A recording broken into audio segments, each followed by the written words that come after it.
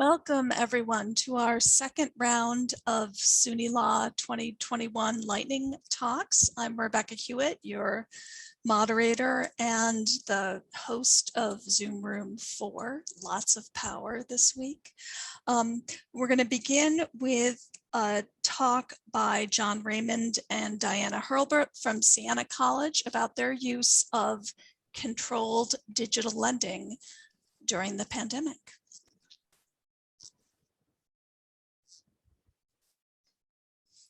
Go ahead, John and Diana. Diana, you're muted, so make sure you unmute before you begin. Thank you very much. Thank you to SUNY for having us speak today. My name is John Raymond from Siena College. I'm the Access Services Librarian, and I'm accompanied by my colleague, Diana Hurlburt, the Circulation Supervisor. And we're going to talk briefly about our experiences using controlled digital lending technologies and tools to keep course reserves active during COVID-19. So here's our contact information. Please let us know if you have any questions or reach out if you want to chat. Some quick information about Siena. We are in Loudonville, New York. We're a small liberal arts institution with just over 3,000 undergrads, about 270 faculty, roughly 500 staff, and our faculty-student ratio is 1 to 12. So a little bit of review. We are all very familiar with how COVID-19 affected libraries globally. And around March 2020, all of us went home and were wondering how are we going to provide services and also do it safely. So I think that was really at the heart of that whole discussion, was the balance of service versus safety. How do we do this, right? So one thing that we looked at specifically were course reserves. They have a high turnover rate, a lot of hands going back and forth. And at that point, we didn't know how contaminating the virus was and whether or not it was contagious via surfaces. So at that point, we figured, should we stop lending? Or let's think about controlled digital lending. So 10 minutes is not enough time to get into what controlled digital lending is. So I strongly recommend you check out the website. It's a very interesting project. From their website, it's an emerging method that allows libraries to loan print books to digital patrons in a lend-like print fashion. And then in our own words, CDL leverages various technologies and staff support to mimic the functionality of many ebook platforms. So basically, that's all a bunch of fancy language for, we decided to use Google Docs to lend digitized print books to students who need reserves. We had 4 major tools, book scanners, obviously, to digitize print books, sometimes in their full text capacity. We linked to Google Docs in our online catalog. We chose Google Docs specifically because Siena has an institutional license to it. Everybody's already familiar with it. Users authenticate through Google, and no added cost. The fourth thing, which is arguably the most important, is that we secured legal advice from our college counsel to make sure that what we were doing was legit and that we weren't violating copyright, basically.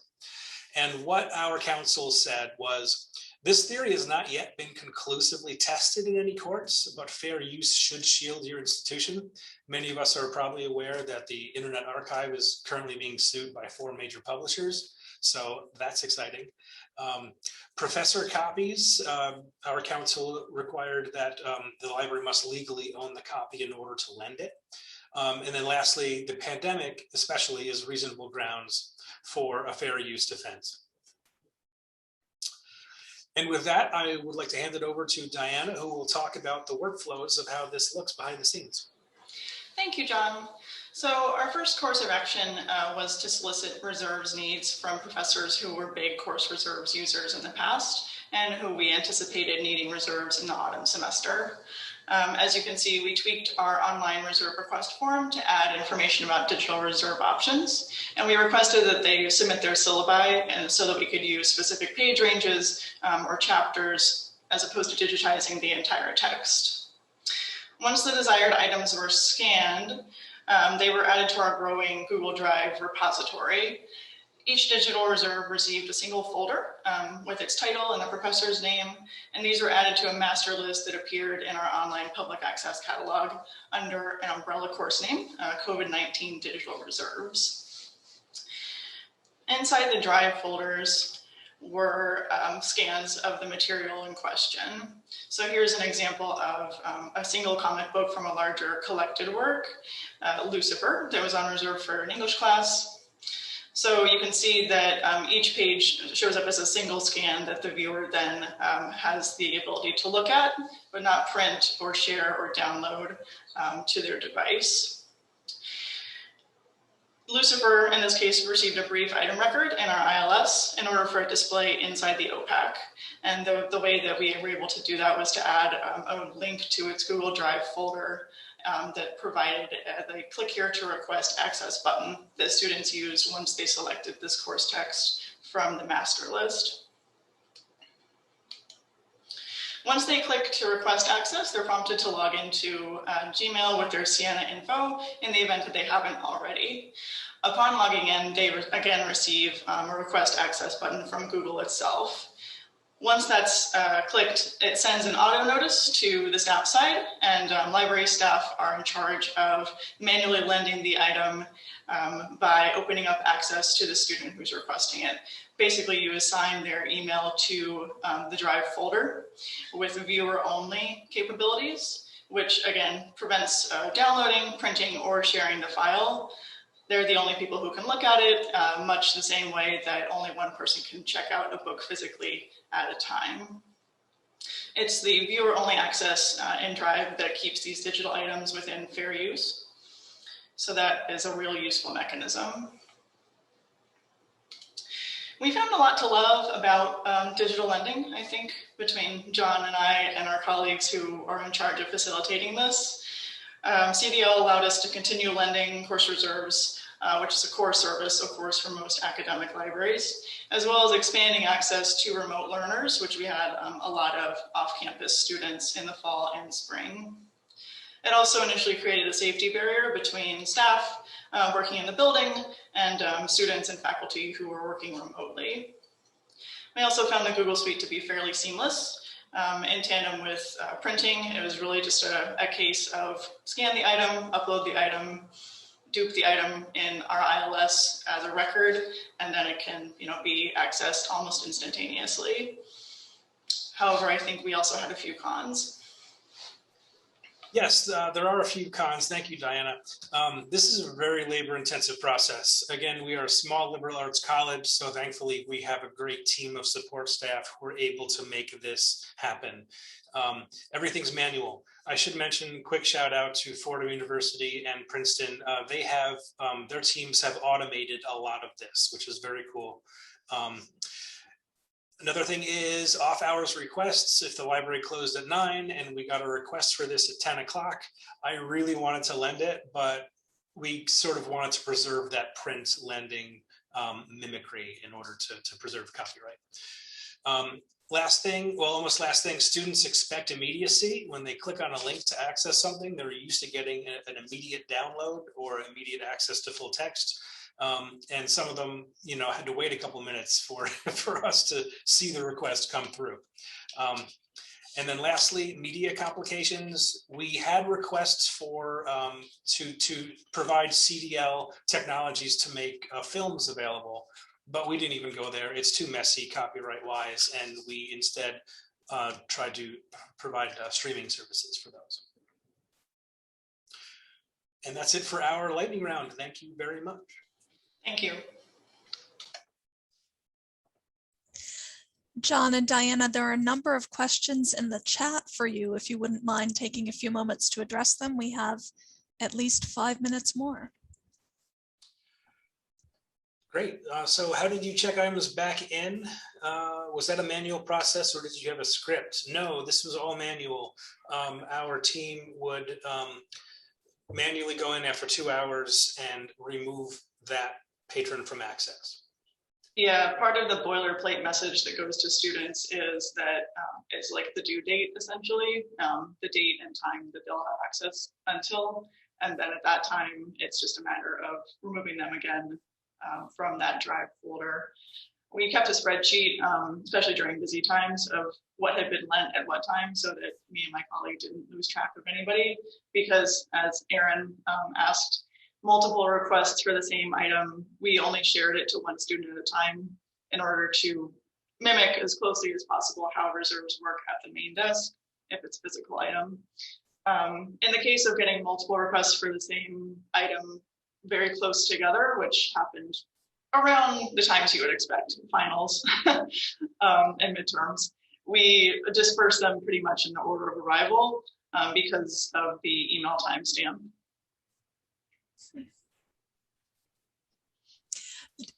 Do you mind if I ask, this is, a problem that was exactly mimicked in my library, and I'm sure many, many places, and we all handled it with different levels of tweaking of our consciences, I'm sure. What, for those of us that don't have the personnel to do that manual process, that manual take back, throughout this, developing this and implementing it, did you come up with any thoughts that you might in any way automate that in future iterations if they come up?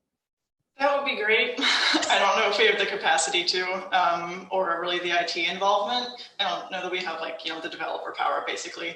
As John mentioned, Princeton did develop basically an in-house automated app. Their process is really interesting. I think you can find information about it from OCLC's recent resource sharing conference. And Fordham also has an API, I believe, that they built. So those are options that are out in the world for using CDL in a much more script-based way. Question from Anne: would you consider continuing this program in some capacity in the future?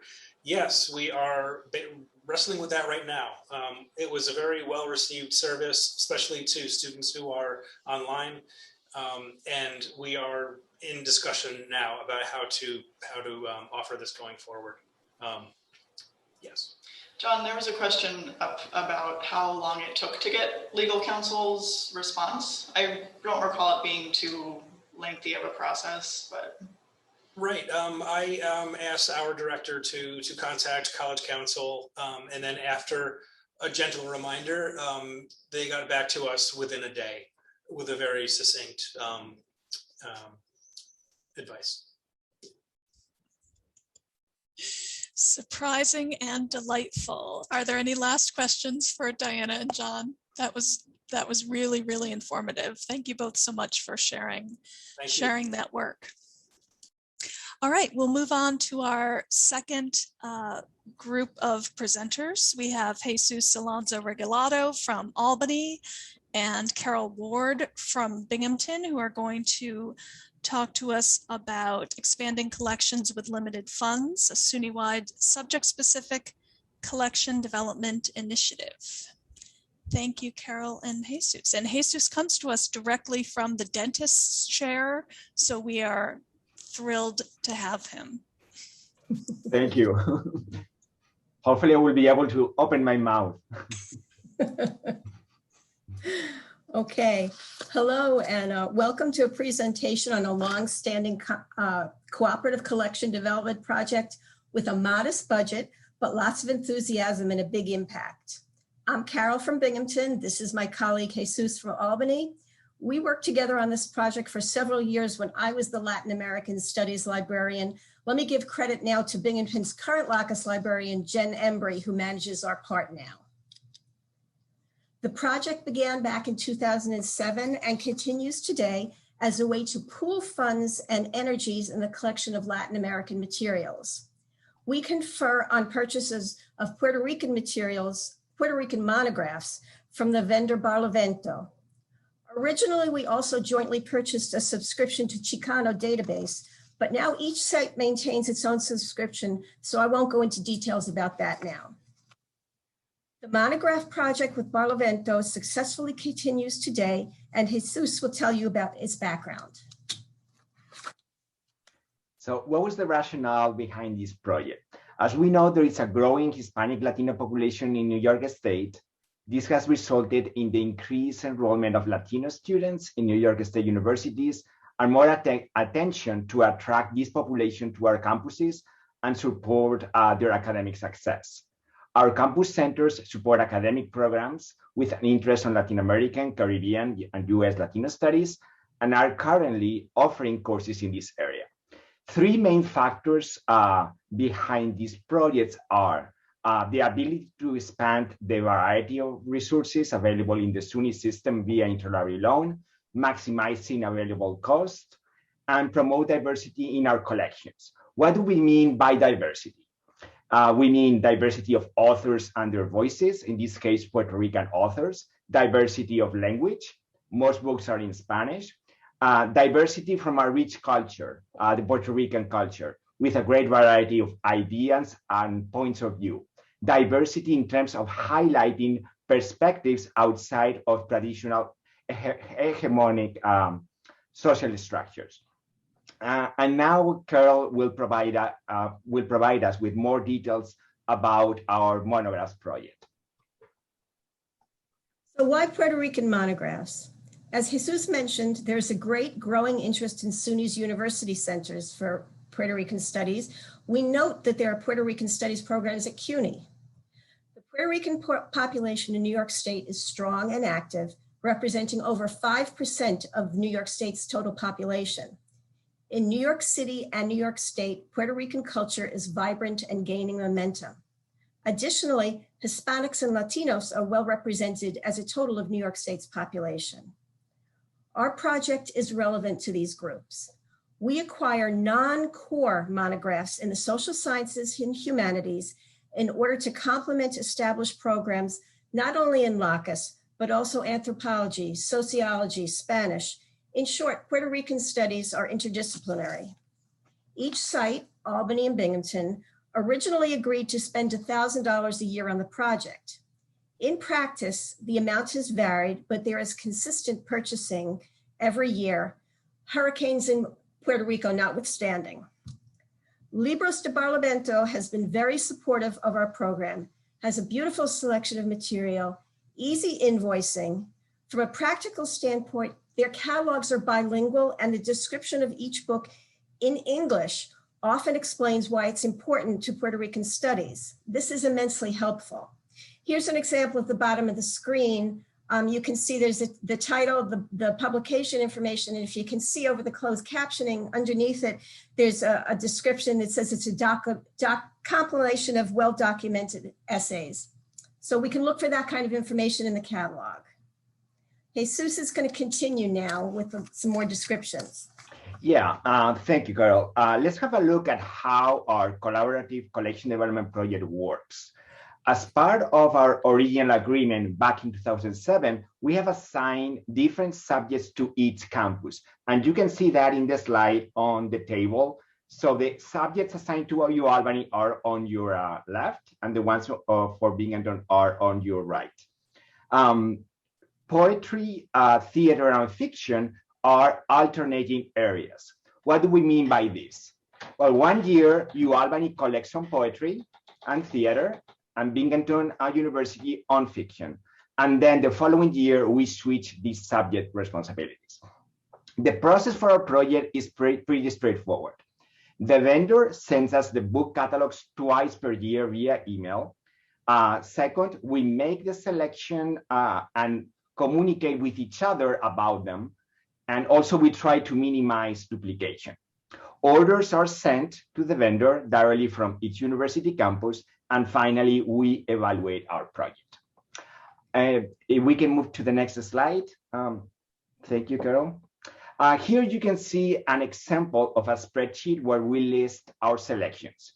You can see Binghamton University selections on your left and U Albany selections on your right. We also assign the names of faculty that we like to be notified as soon as books arrive to our libraries. Finally, you can see just one duplicate item highlighted in yellow.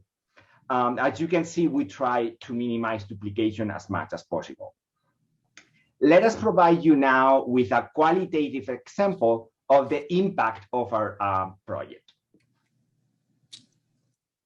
Admittedly, I had little background in Puerto Rican or knowledge of Puerto Rican publishing when I entered into this project. Working as a team with Jesús helps make it so successful.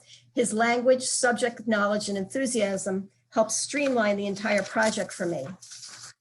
As I mentioned, the vendor literature is immensely helpful, and I struck gold in 2014 when I reached out to a new faculty member in Spanish for input on my selections.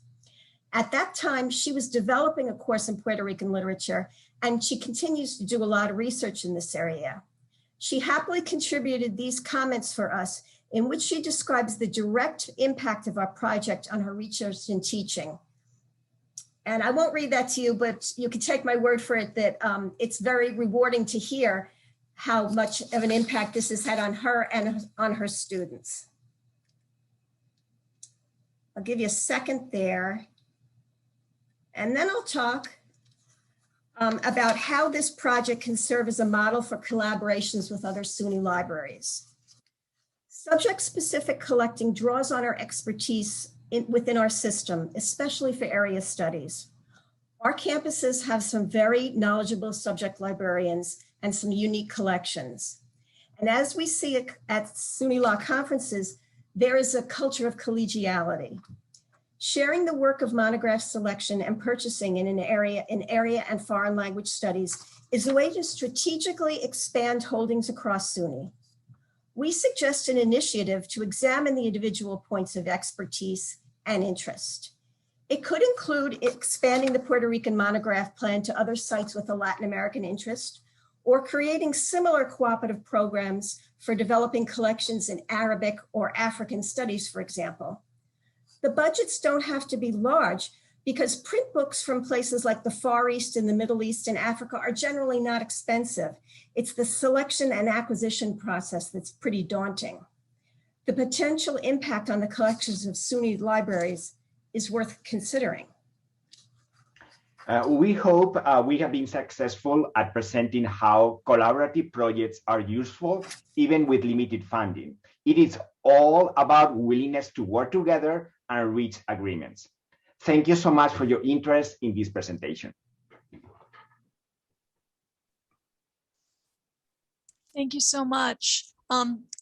You can feel free to type questions into the chat or unmute yourself if you have questions about that.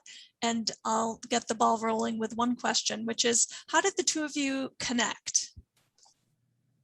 I'll let Jesús answer that. Yeah, because the first connection was actually with the person, the predecessor of Caryl, right? It was during a meeting or SUNY library directors that they met in Albany. And this colleague from Binghamton came here, and in a few minutes, in a piece of paper, we wrote a project, and we thought, well, this is our target of opportunity. Let's talk to the directors. And we just talked for like 1 or 2 minutes. They said, okay. And then we made it happen. So it was very simple. It was all about finding the right moment, right time, and they listened to us. It looks like you might have a third collaborator in the chat. Yeah, the average book, that would be great. We actually want to make this SUNY-wide. So, and it might happen. So, it may happen soon. So we're looking forward to that. What is the average cost of these books? Caryl, what would you say? Between $20 and $30? Or maybe $20, I would say more. Where are they published? They're all published in Puerto Rico. I would say most of them. Maybe there are a few exceptions, right? Yeah. We have 2 professors very interested in Creole languages and Caribbean studies. Well, we are 2 in Caribbean studies. So yeah, Molly, if you can tell us from which institution are you, that would be great. I also wonder if there's much evidence of interlibrary loan of these books going back and forth between your 2 institutions. I asked I asked for assistance with that, and unfortunately, I only asked for the a list of Spanish language books because I didn't know how to pull up its particular titles. And so it really wasn't as helpful as I like. I mean, there's a lot of Spanish language books going back and forth between Albany and Binghamton. I could tell you that. How many of them we purchased, I don't want to speculate, but yeah. Then I also tried to do this here, but it was hard. Also, I mean, all of us, we have transitioned to Alma and Primo, right? So there was some problem with the data there. Remember, this project started in 2007, but we have to think that the interlibrary loan doesn't happen only between Binghamton and Albany, right? I'm sure it has happened also SUNY-wide, but we don't have that data, unfortunately. Thank you, Molly, from Buffalo. Let's see, not here. Yeah, no problem shipping to our libraries, right? Have you had any problem with that, Caryl? no problem at all. Yeah, I mean, we have to kind of highlight here that these are vendors that they have been working with US libraries for decades. I mean, Libros de Barlovento even works with and very close together with the Library of Congress. So they have a lot of experience working with libraries. Thank you both so much. Thank That you. was really interesting. Our third presenter for this round is Cathy Austin. Cathy joins us from Mississippi State University, where she's the acquisitions coordinator, and she manages ordering monographs as well as ebooks and streaming videos. And she's going to talk to us about tips and tricks for managing streaming video collections. Thanks so much, Cathy. Hi, thanks for having me. Let me go ahead and share my screen.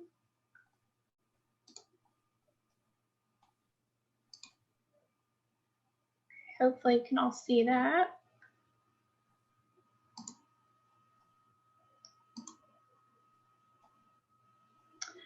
Okay, so thanks for having me all the way from Mississippi today. And for attending my presentation on tips and tricks for managing a streaming video collection. So my name is Cathy Austin, and I've been the acquisitions librarian at Mississippi State University since July 2019. My job consists of managing monograph acquisitions, including print firm orders, ebooks, and streaming videos. And in this session, I'll discuss some of the tips and tricks that I've come across for managing streaming video collections that may be helpful. So the first tip that I have is probably the most important, and it's just to communicate with faculty. Communication's key, especially when keeping faculty informed about the way films are licensed and the expiration dates of the licenses. It can be very frustrating for a faculty member to click on a video to play for their class and the video is unavailable due to expired licenses. So if you choose to catalog streaming videos, keeping a public note in the catalog record for each video, showing the expiration date, and some way for them to contact you if they will need access to the film past the expiration date can be helpful, as well as regularly updating the catalog by removing records for films whose licenses have not been renewed to avoid any confusion. And it may also be helpful to send out a list of films set to expire soon to library subject liaisons, just to allow them a chance to ask their faculty if they would like to renew their licenses ahead of the next semester. It's always helpful to have a LibGuide dedicated to streaming video on the library's website to inform faculty about what options are available to them, as well as the copyright information and options for free streaming resources. And a request form can also be very helpful for gathering information for film requests, especially if the film is not available through one of your streaming platforms. Well, communication is important. Managing expectations is equally important. So the faculty can know all that we can do, but be aware of what we cannot do. since every film is not available for academic streaming. However, there are alternatives they will be able to find with the help of their subject liaison librarian. Faculty also need to be made aware that extra time can be necessary when acquiring film licenses outside of the usual subscription platforms. At MSU, we have a very specific licensing process, and for authorized signatures, there's only 2 people on campus who can sign purchase orders. So it often takes a couple of weeks to complete. So we try to let faculty know to request films ahead of time. And as part of our campus new faculty orientation, we're working on creating a flyer about how academic streaming works and pointing to our LibGuide as well as copyright information such as fair use and public performance rights. This is a great way we hope to be able to reach new faculty as they join the university so they can learn how to request what they'll need for their courses. Copyright, it's very important to become familiar with while working with licensing streaming videos, since there are so many limitations on what is acceptable, and these can be tricky to navigate. Recognizing when a fair use is acceptable by applying the 4 factors to each situation is very important, especially if only a clip from the film is being shown in a course rather than the full film. The Fair Use Evaluator tool is one resource that can be helpful since it provides a time-stamped PDF that could be useful later for providing evidence of the evaluation and the data supporting it. And by asking questions, you can also determine if public performance rights will be needed for reviewing. Many films on our Canopy platform already include public performance rights, but for other platforms such as Swank Digital Campus or individually licensed films, it's important to determine if these rights will be needed based on how the film will be used. So checking for access can potentially save a lot of time and money. One option is realgood.com, which allows you to search for a particular film and provides a list of sites where that film is available to stream.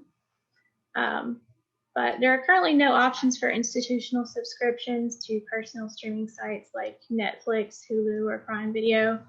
But using this tool, you can at least determine if the film is available on one of those platforms and let the professor know, and they can decide how to proceed. If it's an older film, especially before 1926, it may be in the public domain. So checking Internet Archive for films like this to stream can be helpful. And lastly, if the film is available only as a file to host locally, first consider if your library or university already subscribes to software capable of hosting media files. And if not, Canopy is capable of hosting files for a small annual fee. MediaAmp is another good option to explore, although it's not a free option, does require a subscription. So for subscription streaming platforms, it's important to consider the content on those platforms and how your faculty will be using the films. Canopy offers mainly documentaries and independent films, while Swank is known for feature films. There's a variety of academic subscription platforms available, but if these are an option, it's important to determine which ones best serve the most of your faculty. And investigating the differences and asking for feedback from both faculty and library liaisons can be very helpful in determining which one would work best. Determining which purchasing model works best for your library budget is also important to consider, such as patron-driven or evidence-based acquisitions or mediated licensing. Here at MSU, we only use mediated licensing to cut down on our costs because our licenses are paid for out of our departmental allocations.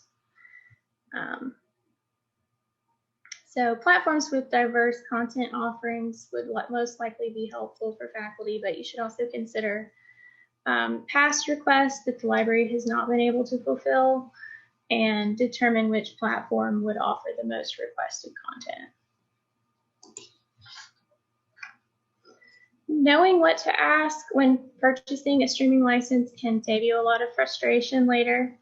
One example from my personal experience is failing to ask specific questions about hosting before purchasing, and later discovering that it was a file that we needed to host ourselves and we did not have the software available.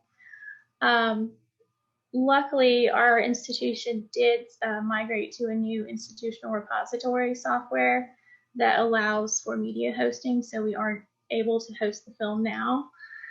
But that would have been good to know up front and ask first. And there are also access questions to ask regarding passwords, if usage statistics are available, since those can be helpful later in deciding whether to renew a license. And the last tip I have is to stay organized. You never know when you'll need to refer back to a detail in a license for each video or platform. So it's best to have the information easily accessible and organized. Your electronic resources management system is a great place to store this information, or in spreadsheets and documents saved to your shared drive or another shared location. In addition to the contracts and license details, usage data is also important to gather and store for reference, since it can be helpful for decision making in the future. And the last couple of screenshots I have are just of our streaming video LibGuide and our request form here at MSU. These screenshots might be a little difficult to see, but I've included the link if you'd like to check these out.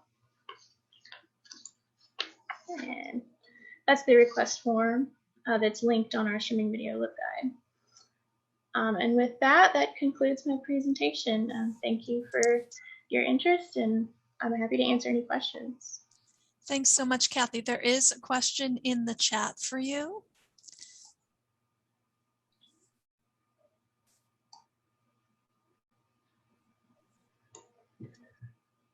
How do you guide faculty in using the streaming platforms like Netflix? Okay.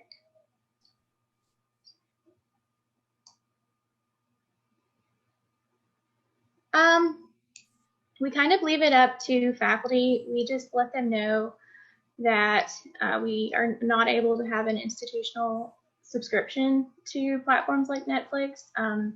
So they may want to poll their class and see how many students have a Netflix subscription, or include it as part of the course materials cost, say for a month subscription to one of the streaming platforms where the film might be available.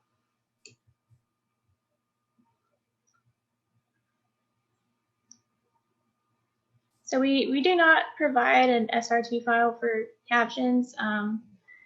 There is closed captioning on, I believe, our platforms, but that's not something we provide.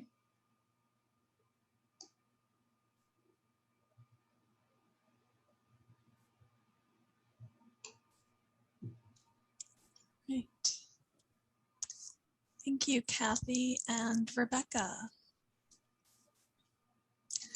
All right, our final presenter in this round is Jane Verostek.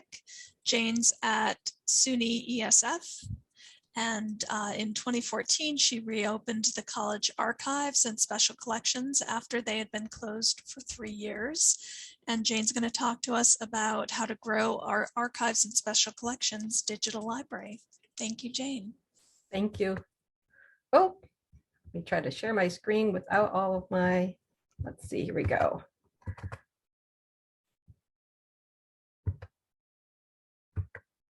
There we go. Does that look okay? Okay. Oops, sorry about that. So I'm going to talk about what it's like to be a lone archivist, a lone librarian, and talk about how I've used collaborations to grow our digital collections. And I always like to have a background slide about SUNY ESF, the College of Environmental and Science Forestry. If no one's familiar with our campus, we're right next to the Carrier Dome in Syracuse, New York. We only have 12 acres. It's a very small campus, but we have 25,000 acres in our remote campuses. And since the archives has been open since 1978, it's only been staffed by a part-time person and sometimes not staffed by anyone. As was noted in the introduction, we were closed for 3 years. I've been with the college over 20 years, and I'm also an alumni of the college. So when the archives was closed, I worked very hard for several years to convince the college to reopen. And along with my other responsibilities of teaching and doing reference, I've been working to digitize as much as possible. When I reopened the archives and special collections in 2014, nothing had been digitized and nothing was available to the public in any kind of online repository. So I'm going to talk about collaborations and grants and what portals we're using. And the collection that I'm going to talk about that we've been digitizing is called the Fletcher Steele collection. And so this is Fletcher Steele on the slide. He was a very prominent landscape architect. He was born in 1885 and he passed away in 1971. And he designed over 700 gardens. These are not your average gardens. I'm going to show a few photos of some of his gardens, just to give you some level of his prominence. When he passed away, his business archives were sent to 3 locations: the Library of Congress, the Rush Reeves Library at the University of Rochester, and our college. And the reason our college got a bulk of the collection is because we have a major in landscape architecture. So the items they knew would be used by our students and our faculty at our college. And so this is a list of what we currently have for Fletcher Steele. And again, I mentioned his gardens are quite grand. They're not your average garden. Many of them have been made into parks. They're open to the public, or they're conference centers. Some college campuses have purchased properties with his gardens. Some are in private hands, and they're usually open through garden tours. So they're not your average garden. Some of his gardens he worked on for as long as 25 years, changing them throughout the years and building onto them, as you'll see from one of the examples I'm showing. And so we are constantly being asked from all kinds of constituents for information about Fletcher Steele, whether it's a homeowner or a conference center or a publisher.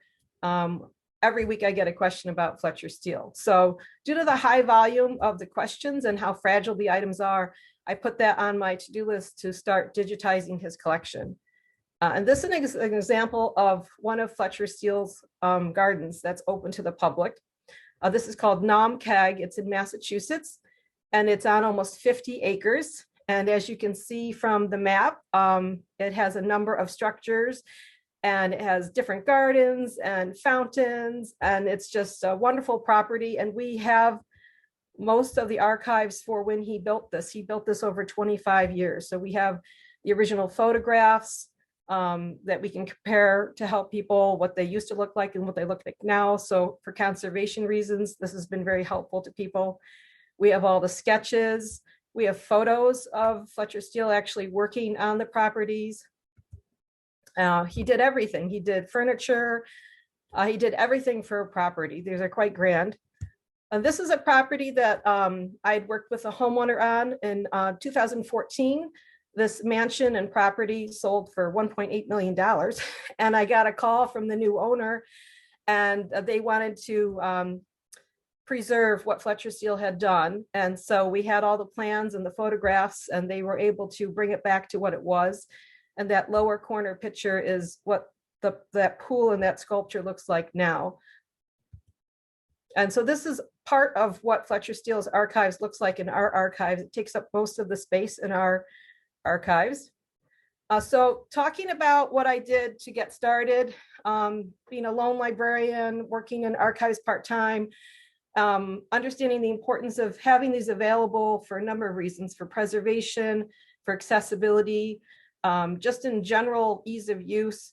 The nursery orders were one of the things that I had digitized. We have 35 binders of nursery orders. So think about all those receipts that you save all the time in different colors and notes that you write on them. We had 5,000 pages of nursery orders spanning 6 decades. So you could tell for 6 decades, all of the planting material that had been chosen for his garden. So it was a wealth of information when people would contact us about the plantings that they needed to replace or to identify plantings.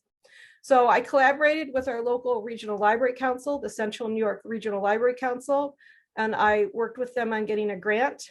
And they also have a digitization lab in-house.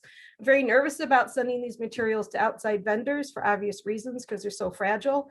And our regional library council is just a couple miles from us. So after I received the grant, they were able to do in-house at their location, the digitization and the metadata. And the cost to do this collection was $2,325 to digitize all of these and do the metadata.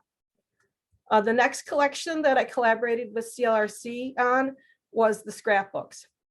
From those few pictures I showed, you can see Fletcher Steele was not, again, your average landscape architect. He traveled the world for inspirations, and we have 25 of his scrapbooks from his world travels. And I've mentioned some of the places in my slide here: Spain, Russia, Rome. He was going to these places and then bringing back all these ideas to build these gardens and design these gardens in the United States. And I felt it was important that we had those digitized, and it cost $540. And again, CLRC, I was able to receive the grant through them, and they were able to do the digitization and the metadata in-house.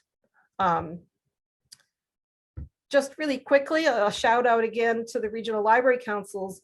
If you haven't ever done so, look into getting a digitization grant from your local regional library council.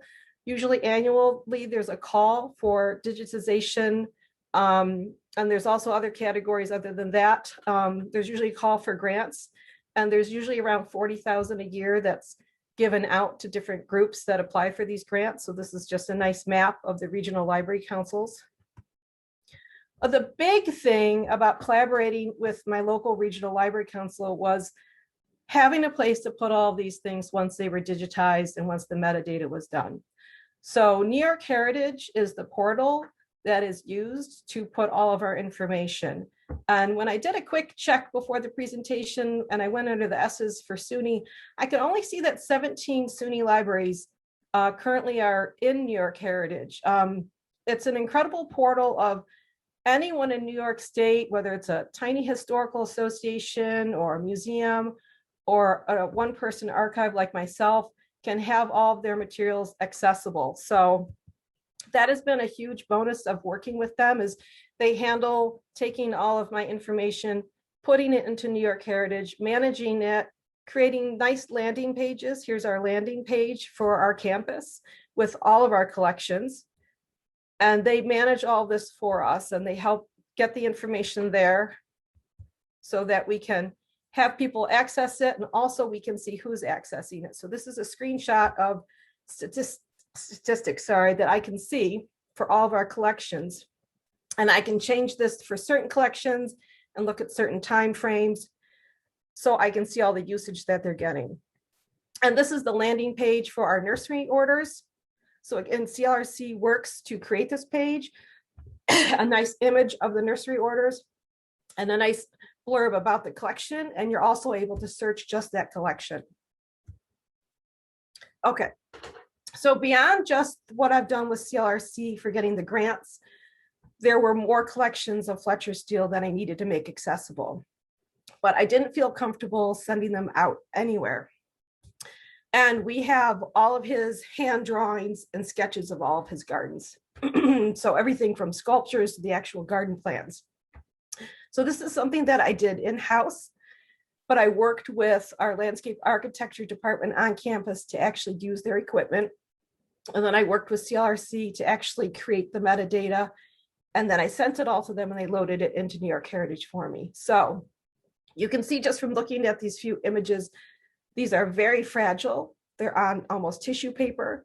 And we would have people coming in and handling them and wanting to take pictures of them. And it just made me nervous all the time. And some of them are teeny tiny, 6 by 6 inches, and some are as large as 4 by 4 feet. So just handling them was just every day. If people were looking for them, whether they were calling or emailing or coming in, it was making me very nervous. So I went ahead and worked with our landscape architecture department. There's an example of how they're housed. And we would actually put these on a book truck and wheel them over to the building next to the library. I had an SU Masters of Library Science intern that helped me. We thought we could get it done in 1 semester and we couldn't. So she stayed on and volunteered. It took us a whole academic year to complete this project. And we would have to take each plan, put it in a Mylar sheet, and feed it through 1 of 2 scanners, depending on the size. And then the scanners were hooked up to, had Adobe Photoshop so that we could do any tweaking with lighting, making adjustments to the images before we put them in a shared file for CLRC. So after we would scan them all, we were doing the metadata. There's a picture of work in progress, a scanning. So as we were scanning them, we were doing the metadata. And again, we worked with CLRC to determine the fields that would be needed for New York Heritage. We created a Google form and it would immediately feed into the spreadsheet, and we would make that shareable to CLRC so that they could have access to all of our metadata and also load all of our images so they could put it all together and put it on New York Heritage. So now, well, that's the Google form that we used. And that's what the metadata, looked like behind the scenes. So now all of that hard work behind the scenes is done, and I just feel so much better when people call or email asking about access to the plans. They're so fragile, and now they've all been scanned, and they have a landing page of their own. People can look at them, browse them, they can search them. And because we put in the different fields, they can search by location or by address. So these are the things that I've taken away from growing my collection as a 1-person archive. Collaborate is what I can say. It's just incredible the work that we've done with our local regional library council, looking on campus to see if there's anybody that has the skills or the equipment that we can use. Having interns has been a huge help. Becoming a part of New York Heritage and having our information on that portal so that anyone can find us, and also the search capabilities and the behind the scenes, the statistics. And then part of it has just been being patient. I reopened the archives in 2014, and we're slowly chipping away at getting grants and getting things digitized. It takes time and it takes patience. Even once you get the grant, it can take almost a year sometimes to come full circle with doing the digitization and the metadata.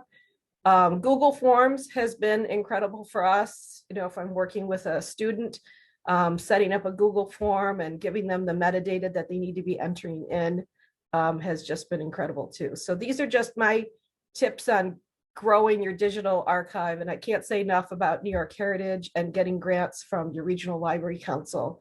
One of the big things I would suggest is checking to see if your regional library council has an in-house digitization lab. Oftentimes, if they do, they're hiring library science students or museum studies students to help out, and they're getting the experience, and they're doing that digitization and metadata work. So that's one of my big things to suggest, is to see if your regional library council has in-house digitization capabilities. So if you have any questions about that project, we've done more than just Fletcher Steele, but he's been our biggest. And every week I get a question. Just last week, someone called and said they were writing a chapter in a book about Fletcher Steele in a landscape architecture book. So it's just as easy as now telling them, you know, to go to New York Heritage to find all the resources, rather than having me actually have to touch each resource and digitize them to send them, or to have them come in, especially with COVID now.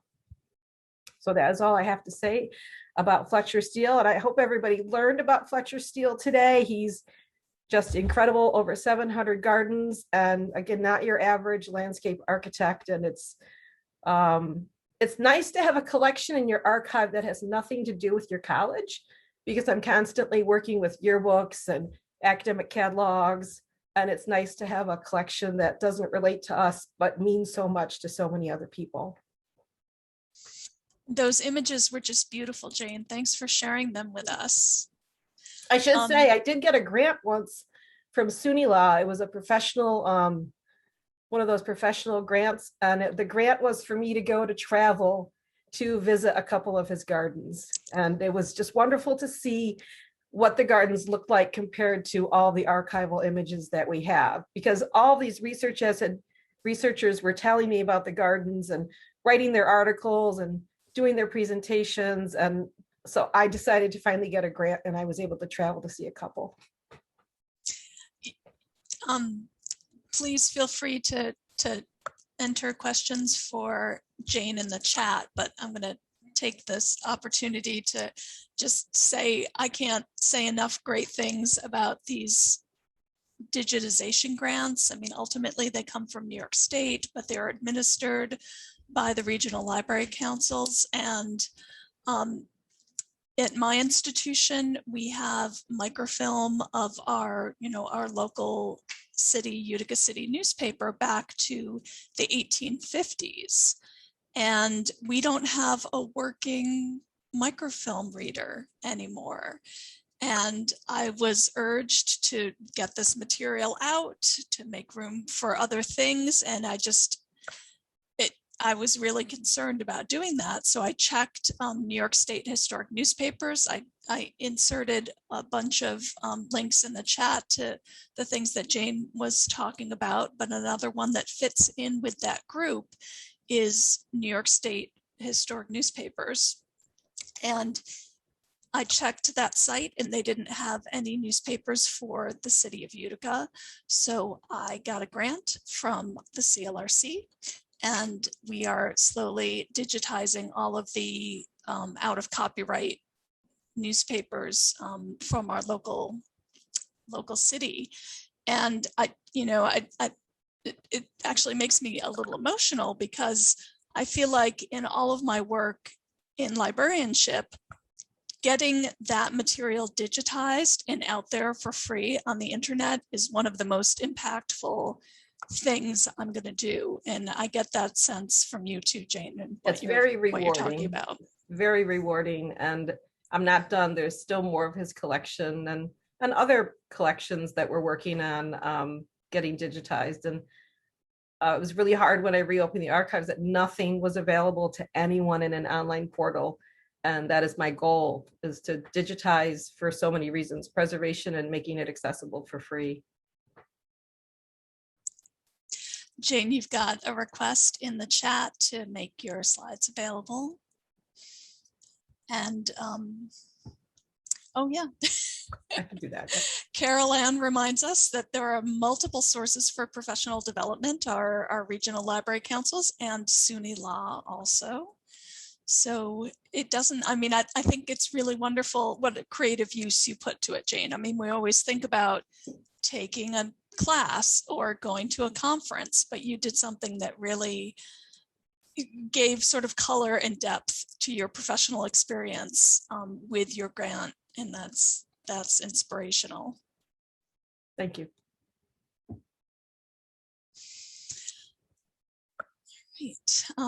Thank you for all of your wonderful comments in the chat, and thank you, Jane, and all of our presenters. That was a really wonderful hour. And the next thing on the SUNYLA agenda is workshops. So you can find those workshops in your program, and I'll be back with you on track 4 tomorrow morning.